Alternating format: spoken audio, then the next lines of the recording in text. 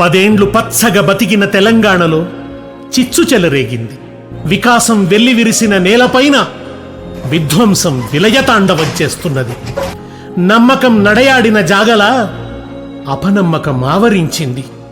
ప్రజా విశ్వాసాలను విధ్వంసం చేస్తూ వికృతత్వం వికటాట్టహాసం చేస్తున్నది. కాంగ్రెస్ ఏడాది పాలనలో జరిగింది మార్పు కాదు, వట్టి ఏమార్పని తేలిపోయింది. బతికి చెడిన తెలంగాణ దుఃఖంతో బావురుమంటున్నది.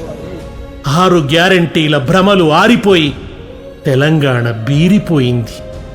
కాంగ్రెస్ ఆశ చూపిన రైతు భరోసాకు అతీగతి లేదు. వ్యవసాయానికి జీవనాడిగా నిలిచిన రైతు బంధును నిస్సిగ్గుగా నిలిపివేసింది నిరంకుశ సర్కార్. అన్నదాతల ఆశల్ని కాటగలిపింది అమానుష రేవంత్ సర్కార్.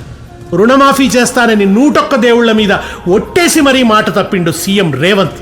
జూబ్లీహిల్స్ లో ఉన్న పెద్దమ్మ సాక్షిగా నేను మీకు మాట ఇస్తున్నా, 15 ఆగస్టు లోపల ఈ రాష్ట్రంలో ఉన్న రైతులకందరికీ 2 లక్షల రూపాయల రుణమాఫీ చేసి చివరికి సగం రుణమాఫీతోనే సరిపెట్టిండు, ఇంకో సగం మందికి ఎగ్గొట్టిండు.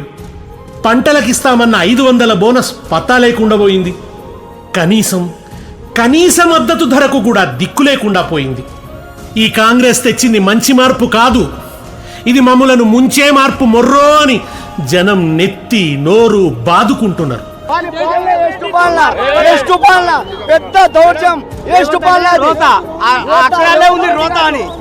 వద్దురా నాయనా ఈ కాంగ్రెస్ పాలన అని వాపోతున్నారు. డైనోసార్లలా నోరు తెరిచిన హైడ్రా బుల్డోజర్లు పేదల ఇండ్లను కూల్చినాయి. చట్టబద్ధమైన అనుమతులతో నిర్మించిన ఇళ్లను సైతం నిర్దాక్షిణ్యంగా నేలమట్టం చేసిండ్రు. హైడ్రా ఇనుపకూరల తాకిడికి అమాయక కుటుంబాలు రోడ్డున పడ్డాయి. కరెంటు బిల్లు ట్యాక్స్ అన్నీ కడుతున్నా సార్. నేను వచ్చి 20 నా భార్య 29 నెలల కడుపు పెట్టుకోను. నేను ఎక్కడ పోవాలి?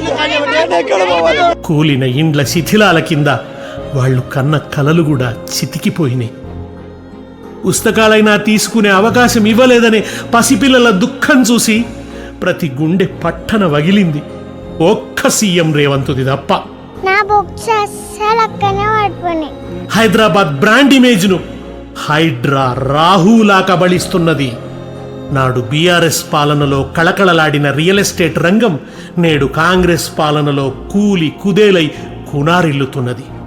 అప్రకటిత ఆర్ఆర్ ట్యాక్స్ దెబ్బతో కాంట్రాక్టర్లు కంగు తింటున్నారు. పారిశ్రామికవేత్తలు పారిపోతున్నారు. పెట్టుబడులు పక్క రాష్ట్రాలకు తరలిపోతున్నాయి. మూసీ నది మురికి కుప్పల్లో రేవంత్ సర్కారుకు లంకె బిందెలు దర్శనమిస్తున్నాయి. 1,50,000 కోట్ల ప్రజాధనాన్ని దోచుకునేందుకు బ్యాగులు తయారైతున్నాయి. అటు ఢిల్లీ కాంగ్రెస్ ఆకలిని, ఇటు గల్లీ కాంగ్రెస్ ఆకలిని తీర్చడానికి బఫర్ జోన్ మీద బలివేదిక సిద్ధమైంది. రేవంతుడ నాకేమని పలువురతో హుంకరించి ప్రారంభిస్తున్న ఫార్మా విలేజీలకు వ్యతిరేకంగా చలిచీమలు తిరగబడుతున్నాయి.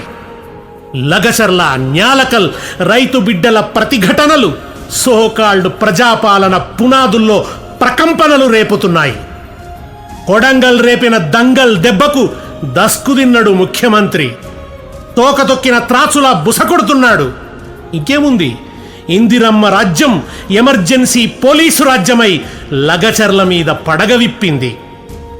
అర్ధరాత్రి ఇల్లిల్లు సోదాలు, కరెంట్ కట్టు, ఇంటర్నెట్ కట్టు, పోలీసు బూట్ల కింద పడి నలిగింది లగచర్ల. చిత్రహింసల కొలిమిలో కమిలింది లగచర్ల. కొడంగల్ ఇప్పుడు పాకిస్తాన్ బోర్డర్ను తలపిస్తున్నది. లగచర్ల ఇప్పుడు ఒక కాన్సంట్రేషన్ క్యాంపై విలపిస్తున్నది. ఇది మన కలల్ని ఛిద్రం చేస్తున్న సోకాల్డ్ ప్రజాపాలన.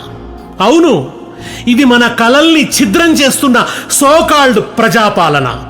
ఇది మన పోరాట ఫలాన్ని చేదు విషంగా మారుస్తున్న ఇనుప కాళ్ల ఇందిరమ్మ రాజ్యం. ఇది 6 గ్యారంటీలనే కాదు, అన్ని వాగ్దానాలను వమ్ము చేసిన ద్రోహకాలం. రైతు బంధు రాలేదని రైతులు రందిపడుతున్నారు. మహాలక్ష్మి పథకం రాదేందని మహిళలు మండిపడుతున్నారు. జాబ్ క్యాలెండర్ ఉత్త జాదూ క్యాలెండర్ అని నిరుద్యోగులు నిప్పులు కక్కుతున్నారు.